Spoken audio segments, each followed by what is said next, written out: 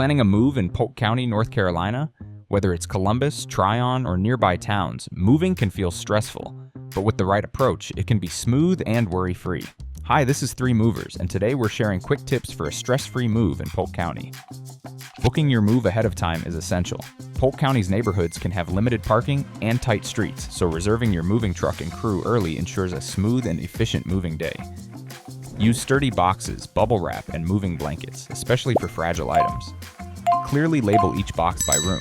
Smart packing protects your belongings and makes unloading much faster and easier. Professional movers save time and prevent injuries. They know how to handle heavy furniture, navigate stairs and driveways, and ensure all your items arrive safely, making your move worry-free. Moving in Polk County doesn't have to be stressful.